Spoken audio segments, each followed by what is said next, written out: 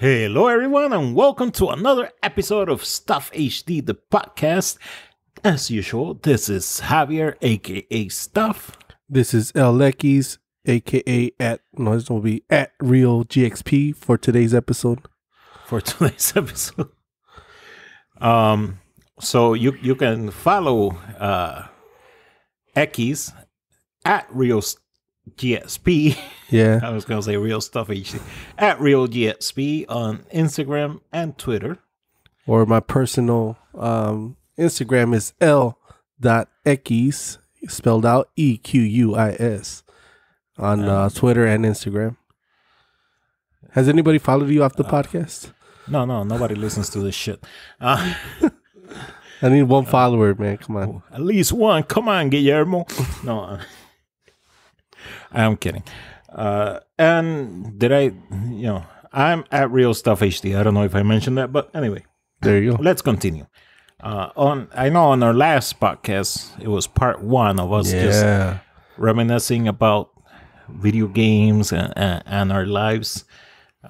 Good moments, bad moments. So we kind of ran out of time on that one. So we decided, hey, let's do part two right away. Why not?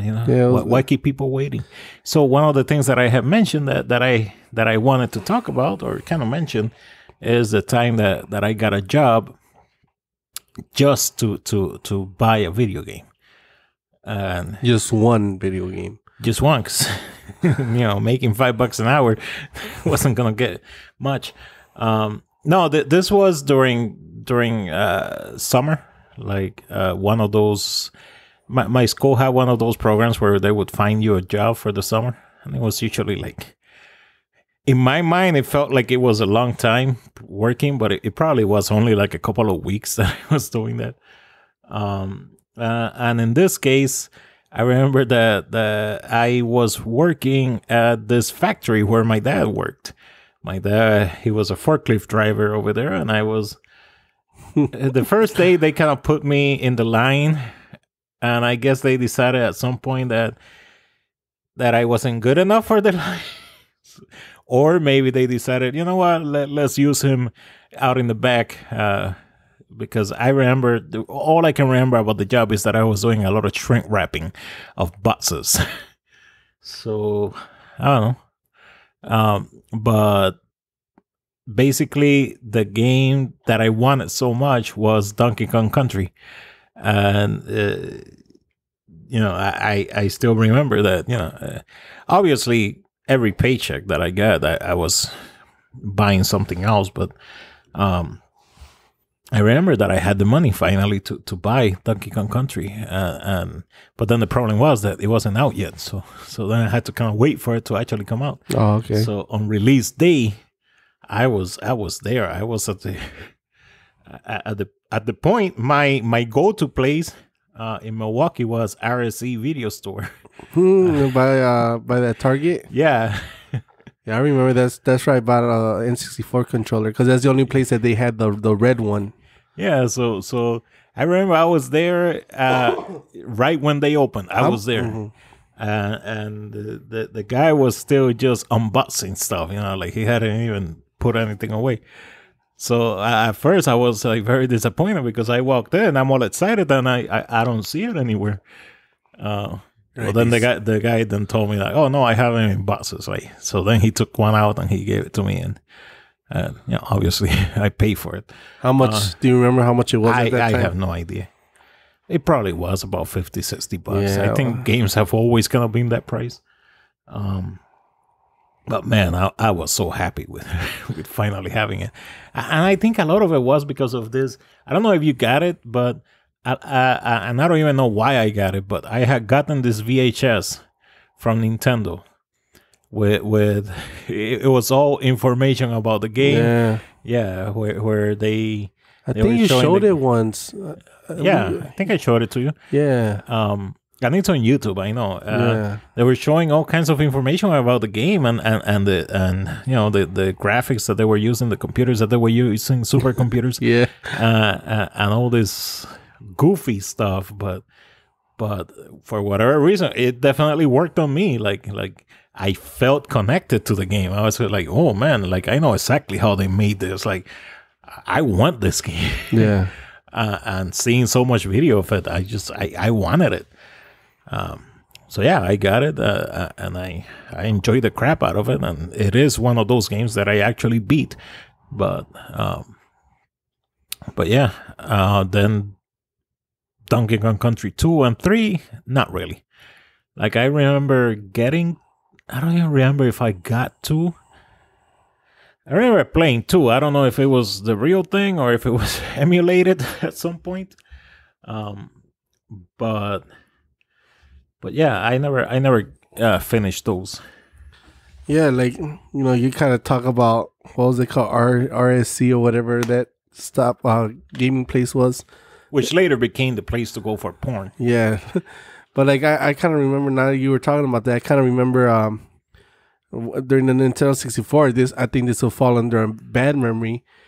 I don't know if it was, because, okay, for example, Funko Land, right? You remember Funko Land. Yeah. Funko Land turned into what? Do you remember? I don't remember. It turned into Babbage's something. Babbage's, maybe. I'm not sure, but it was one of those suckers. The reason I say is, well, because I was a sucker, because I remember I went there, and so I don't know, sometimes like Target didn't have some of the games. Maybe they didn't stock up on all games. They just kind of stocked up on the most popular ones or whatever they thought they would sell. But I remember going to Funko Land, and they had a trade-in program where I traded in the previous FIFA game and you would get the new one. So they would give you like $25 for the old game, but then the new game, they would sell it to you at like $80. And like at that time, I was kind of like, you're a kid, you're stupid as hell. And I think I did it. So basically, I'm surprised that they would have given you $25 for any game. No, but I think they gave you 25 just because they upcharge you so much. Because I don't think the games were supposed to be $80. Here, little kid, you're getting $25 for this game, but this other one happens to be $25 more than what it was. So you kind of end up paying the same price you would pay at a Target, basically. And you're down a game. Yeah. So like I remember like that happened to me once. And I'm like, I remember walking out being like, did I just get, like, I think did I just get robbed? I think I was like in 7th, 8th grade. I'm like, did I just get robbed? Like, and after that, I never did like, and after the 17th time, I was like, no more. Because I remember the N64 had something called like the Player's Choice. And at Target, there would be like $39.99. But at Funko Land, it was like $49.99, and I remember seeing that, and that's when I first started getting woke to like all those what would become now GameStops or whatever. Yeah, and I started getting caught to their game. Like, oh, okay, I see the game you're playing now. Like, and after that day, I kind of like stopped messing with them. I'm like, I'm never coming shopping here no more. I think I tried doing the whole trading in games thing once in my life, and it's the biggest ripoff, and it probably was at RSC Video, but no, I don't remember where it was, but yeah, it's such a ripoff because I go with this stack of games, thinking I'm gonna get all this money, and then they're like, "Oh yeah, we'll give you $2 each." Like they didn't even really look at the games, Yeah. And I get it, I get it.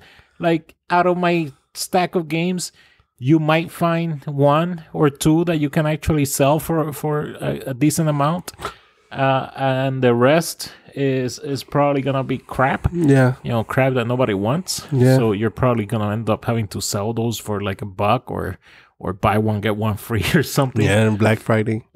but still, like they would buy each game for like $2 or $3, and then the good ones they would still sell for almost the same price as new. Yeah. Which brings me to the story, which I think I mentioned in the previous podcast. I don't think I mentioned in this one. our previous life when we used to be the Stuff HD podcast, not Stuff HD Dead podcast. Yeah, which you can go on GameX Presents Dimension and YouTube channel and check out the old episodes. But one of my bad memories was with what is it? GameStop. Yeah, I hate GameStop. And to this day, I don't like GameStop. I don't go to GameStop unless I absolutely have to. And most of the time, I don't have to because there's Best Buy and if any case, there's Amazon. But I remember, what was it? Was it Resident Evil 4? I think it was for the GameCube. I want to say no, it wasn't for the GameCube. The Wii, for the Wii. Mm-hmm. I wanted to buy Resident Evil 4 for the Wii, and I want to say it was on sale on Amazon. Not Amazon, Best Buy. I think it was on sale for like $20 or something like that. Brand new. Yeah. Like $20 brand new. So we're at a GameStop and I really wanted the game. It had been out already for a while. It wasn't new. That's why it was like $20. But I kind of wanted to play Resident Evil 4. So I decided, hey, let's just go to GameStop, see if they have it used. Because I can buy it for $20. I'm sure used it will be less. So I get to GameStop and they have it there used for, I think it was $20. So of course I'm thinking, okay, I'm gonna talk to the guy because obviously this is used, so he'll give me a little discount on that. And no, he wouldn't. Like I told him, like, dude, this is at Best Buy new right now for $20, and you're trying to sell me an old one for $20. Like, come on. And he's like, no. And then he starts telling me how, well, with GameStop, if you don't like the game, you can return it, and this and this and that. And I'm like, well, I don't care. Like, I know I want the game. I don't want to return it. Like, it's an old game. Like, sell it to me for less than, like, give me a deal here. Like, I want to buy it. I just don't want to pay exactly what I would have paid for a brand new at Best Buy. Yeah. So he wouldn't. So then I'm like, okay, screw you. So I actually went to Best Buy and I bought it brand new. Just because I was like, screw that guy. Like, screw GameStop. Yeah. I don't want to deal with them. Yeah, like I remember once I went to GameStop. And I, grabbed the game from from whatever the shelf, and I went up to the guy and like, all right, I want this game. I want it new, because the box has said new. Like, so I'm like, I didn't say new. I said, yeah, I want this game. It's supposed to say it has new. So he's like, okay, and I see this guy open a drawer, take out like one of those envelopes to see the envelopes. Yeah. Take out the game, put it in the box that I picked out from the shelf, and put it in the box. And I'm like, no, I want it new, like new. I didn't want to use. I wanted new. And he's like, it is new. And I'm like, no, it's not. You're taking the game from the thing and you're putting it in the box. Like, I want the new one that has the cover on it, like, the little plastic wrap. And he's like, well, it's never been used before. And I'm like, it's not new. It's not in the package. Like, this guy was trying to sell me a game that he did in front of my face. He's putting the disc. That's not new. You were like, I'm not in 7th grade anymore, man. It's like, and when I saw that, and this was not the first time. The first time I didn't catch it because I was distracted, right? So like the first time it was a Ace Combat game for the 3DS, or for one of them, and like I said, okay, I want to know. I didn't see him put the game in there. I don't know if he wrapped it, because it did have like a wrapping in front of it, on top of it. But when I got home, I opened it. The wrapping did not feel like the real thing. The real thing. So I opened it, and the game was supposed to have a code. So when you open the game, like in the back of the package, it says there's a code to download like an airplane or whatever. So when I opened it, I was looking for the code because like, okay, I'm going to download this airplane. It says it in the back of the box, but there was no code. So I think what these people at GameStop did was, they opened the new ones, they took the code out, and they repackaged it, and they sold it to you without the code. Yeah, I've heard that this is something that a lot of GameStops would do. And ever since that happened to me, I'm like, you know what? I took the L. Like I took the L because I'm like, I'm not gonna go back, and you know that's what I get for trusting GameStop. So ever since that day, I'm like, you know what? I'm not messing GameStop. I just go to Best Buy. You know, they have better deals anyway. So, yeah. I know that places like GameStop, they tend to take the games out of the case and then only put up the case for display. And then normally, you want that game, you bring the case over to them, and then they put it in. And I guess it kind of makes some sense with used games. Because, they're already open. You may as well take out the thing. But first of all, like, you go to Best Buy, the games are all there. They're brand new. They're there. Like, they're not afraid that somebody's going to steal it. They're just there. The boxes are there with the games in them. And sometimes they have that plastic casing or whatever. So I don't know. I think they exaggerate by doing that whole thing where every game is taken out.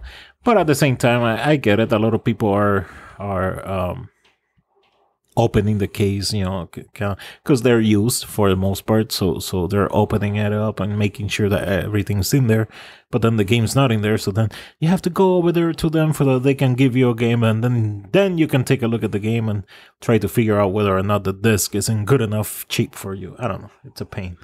Yeah, like, and for a while, I kind of got like, started like after those experiences, I went on YouTube to kind of like if anybody has been talking about it, and there was this guy, I don't know his name, but he was a worker there. And it was pretty funny because he was like, yeah, we do a lot of crap in GameStop. Like one of the funniest things was that if, for example, what they have on the shelf is is all they have. So when a person comes in and says, oh, do you have this game? And the employee says no. And then they're like, well, can you check the back?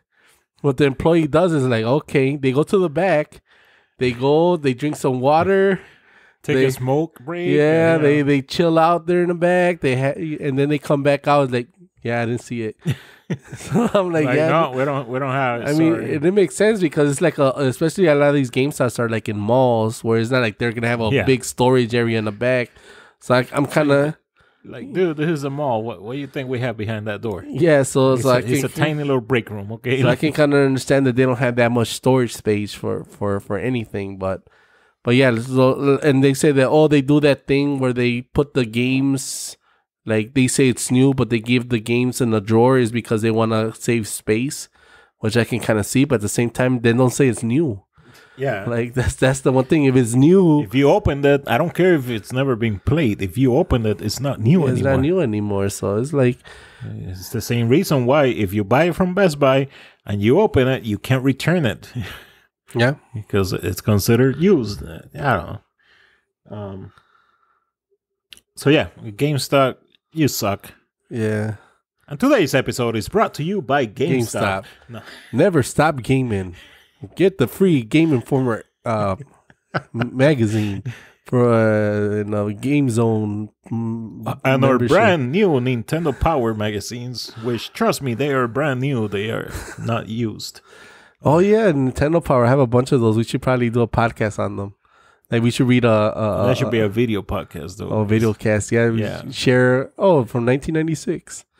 I was a huge EGM guy, Electronic Gaming Monthly. Every month, I went to Walgreens, of all places, to buy that magazine. Walgreens was the stuff was the place for magazine. I remember buying a bunch of magazines from Walgreens. Every month, I would go to Walgreens and get that EGM, and oh my god, it was such a special moment, when because it always came in that little bag. Oh yeah, and then sometimes they had like little things in it. CDs or whatever.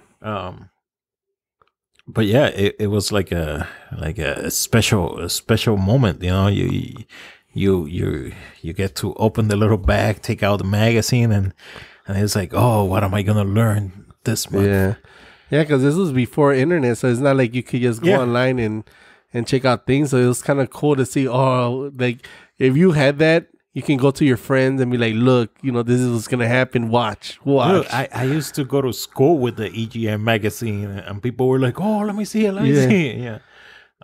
You were the shit if you if you had the magazine. Yeah, like I remember for my birthday, like my brother was like, "What do you want for your birthday?" And I was like, "Give me a subscription to Nintendo Power." So that's how I got on my Nintendo Power magazine. So man, it was when he told me, like when he picked me up from school. This is shout out to Ness kid. When he would pick me up from school sometimes. And I'd be like, oh, he's like, I got a special thing for you. And he's like, and he handed me the Nintendo Power. I was like, oh, I was like, I will love you forever, man. Like I just go, couldn't wait to go home.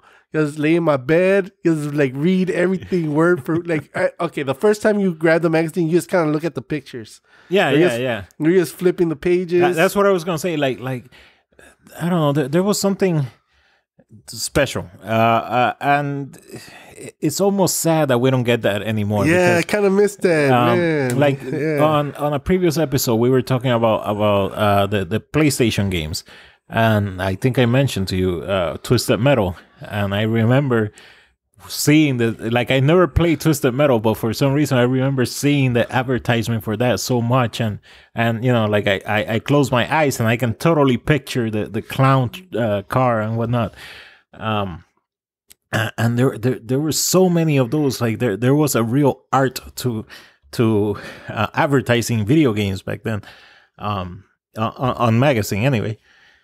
I don't know, it was just cool to be able to get those. So yeah, the first thing that I would do, I don't know why I always had this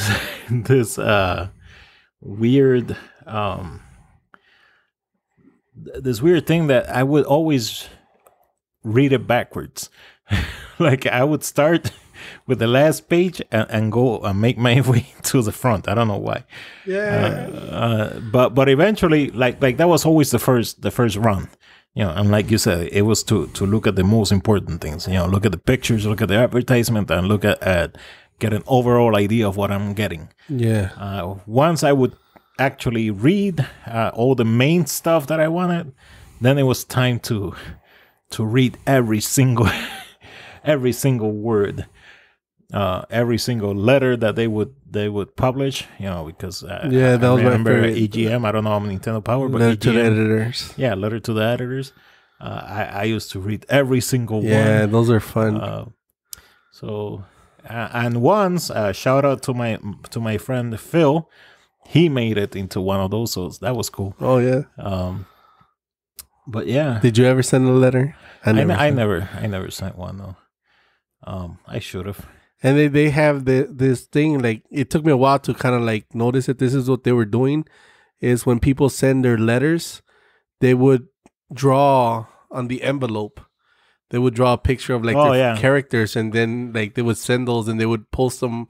Like that was another thing. They used to send a lot of art. Yeah, and I thought that was like so cool. Like I'm like, oh man, like I should do that, but I never did it. But yeah, like I just like flip everything, then read the editors, and then just read like word for word everything. Because like, again, just like with the video game where you had one, like this is all you had for the whole month. Yeah. so you know, like again, for me, the one I remember the most because I was really into it was the Mortal Kombat 2 one, because I was a huge Super Nintendo fan, and Mortal Kombat 2 for the Super Nintendo was finally gonna have blood because I was tired of all those Genesis jerks. making fun of the Super Nintendo version of Mortal Kombat 1 because they took out the blood and some of the fatalities, which is the main thing of Mortal Kombat. So they used to make fun of us. But then for Mortal Kombat 2, I guess Nintendo said, you know what, screw it, just do it. And finally we were gonna have good fatalities and we were gonna have blood, and it looked so much better. I would look at the comparison screens, and the SNES version looked better than the Genesis version, and it would fill me with joy to be able to see, like to be able to tell the Genesis people, like, your version sucks. Yeah, I think that was like very heated back in the day. Like, that was like Republicans and Democrats. It was because like some of us were like, we were stuck defending a system which we thought was cool. Like Sega, I like Sega, but I got stuck defending it because that's what I had. So like I'm like, I can't. It's like being born in a country and they're jerks, but you still got to defend it because that's where you were born. So I was a Sega kid, so I had to defend the SNES. I had to go against the SNES, even though I'm like, I kind of want one. And the thing is, for me, I was all about the SNES, but then I was like, man, that Sonic, it looks fun. Yeah. But no, screw Sonic. Mario is better. Yeah. Sonic sucks, man. I want to play it so bad. Yeah.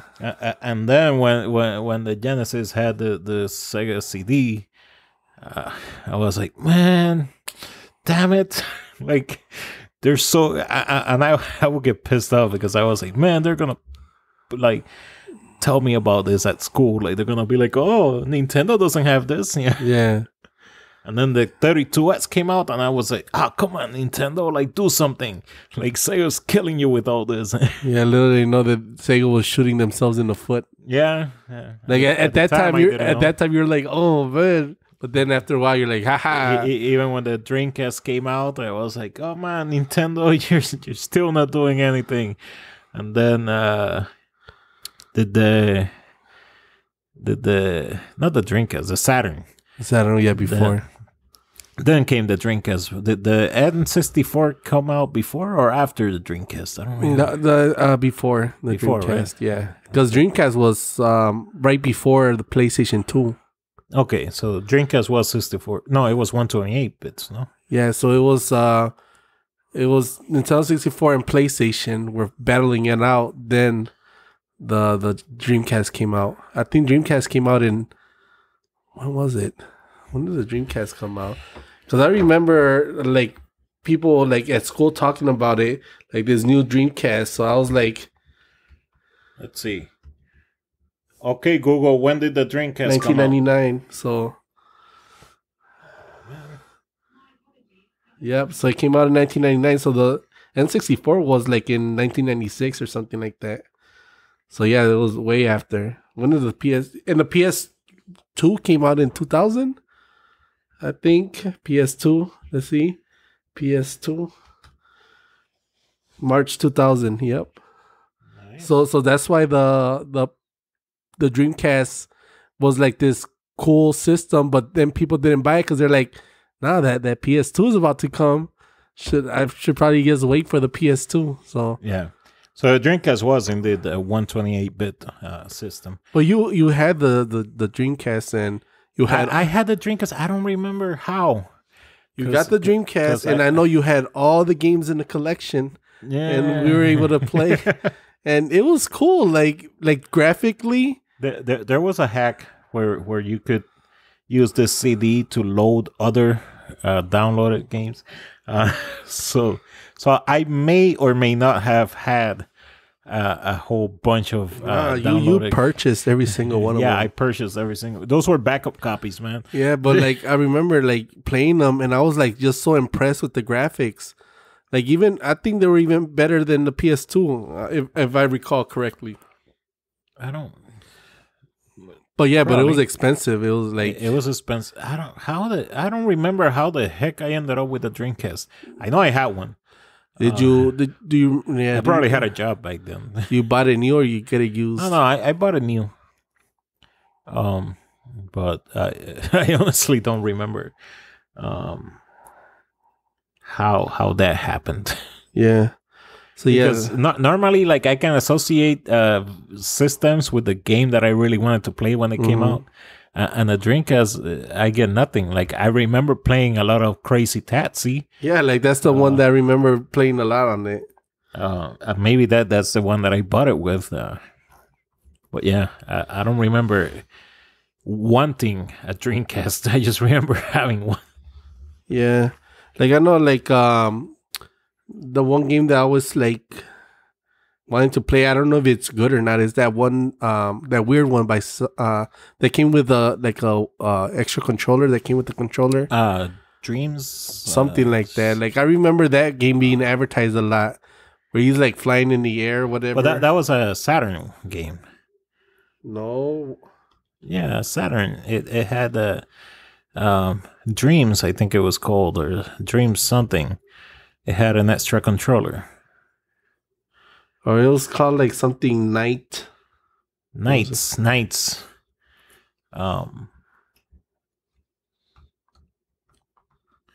Yeah, something like that. But yeah, anyways, that's a game I always wanted to play, but I never got to play. Yeah, Nights. It did came out for the Sega Saturn. Yeah, I know because I used to have it. So then it got re-released for the Dreamcast, or no? It was just maybe.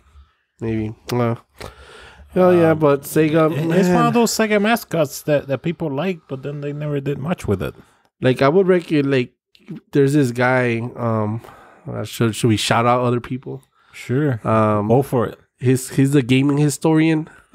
His name, I don't know what his name is, but his channel is like the gaming historian. But he does like he did like a good. I remember watching a good episode of the Dreamcast of like everything that happened leading up to the Dreamcast and all the bad decisions that Sega made. Yeah.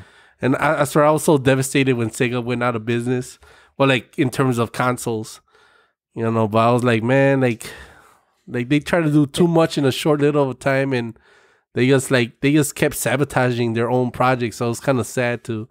Yeah, with Sega, it's kind of weird for me because I feel really bad for Sega, and it's one of those where I spent so much of my teens hating Sega with a passion. Yeah. And then, the Dreamcast came out and I had it, and then it's like, oh yeah, Sega, it's cool.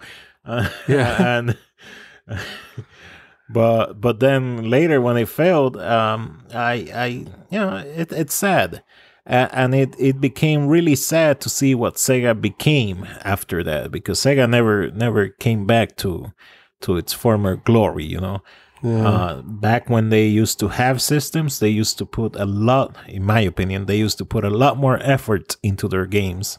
And I think there's even an interview with one of them who was admitting, like, yeah, we used to care more about our video games when it was on our system. Yeah, it makes sense because you're just trying to make the best for it to sell your console. But now it's like now it seems like Nintendo can make a better Sonic game than Sega can. Yeah. Nintendo seems to treat other franchises that they work with better than some of their actual owners, which is cool of Nintendo. And I bet in part Nintendo has had some, Nintendo doesn't normally let other people play with their franchises.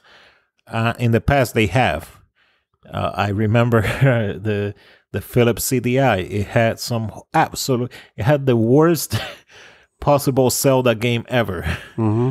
And I think after something like that, Nintendo decided, you know what, we're never trusting anybody with our franchises. Yeah. So I think when somebody trusts them with their franchises, they really take that to heart and they really try to respect that franchise.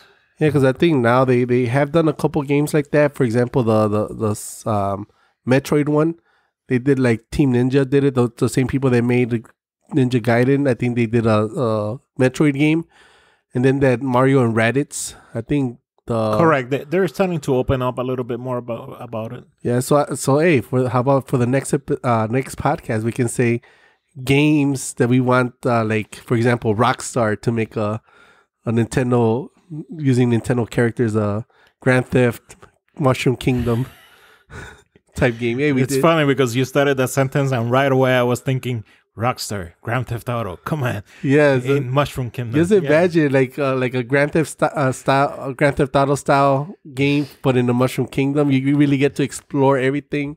Man, that'll be dope. We should. Hey, that's for the next podcast. Can I still? Do I still get to get little mushroom prostitutes? Anyway, guys, we are out of time again. It has been a fun podcast. Please comment. Let us know. Send us messages. Let us know what you guys think. Are there any games are there any specific memories that you would like to share with us? Yeah. Maybe they're cool memories and we can share it on another episode. Send your questions to @RealGXP questions so that we can probably answer here on live. Well, not live, but RealGXP on Twitter and Instagram. Yep. At RealStuffHD also on Twitter and Instagram. you want to send me pics? Go ahead on Instagram. You can send him any pics. I only accept specific ones. And you can also Mushroom email pics. me. No, not mushroom. You can also email me by sending an email to stuff@stuffhd.com. And yeah, RealGXP. Real GSP on Twitter and Instagram. Yeah. All right. Anything else?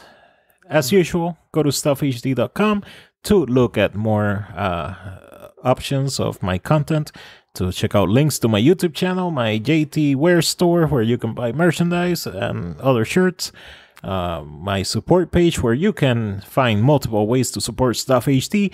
But as usual, the best way is to just share this episode with somebody that you think would enjoy it. I wouldn't share it with people that you think will hate it, because that probably wouldn't help much. If anything, they would be like, no, these people suck, and then they would give us a bad rating. Hey, maybe we can change their sad. minds. We're so fun that we change their minds. You can't even change my mind, dude. Yeah, but hey, if you want to play, I'm going to try to do more Switch games. So if you're into the Twitch universe, follow us at something GameX Presents, I think, on Twitch. All right. I'm disorganized. We're going to get out of here. You all take care. Bye. Deuces.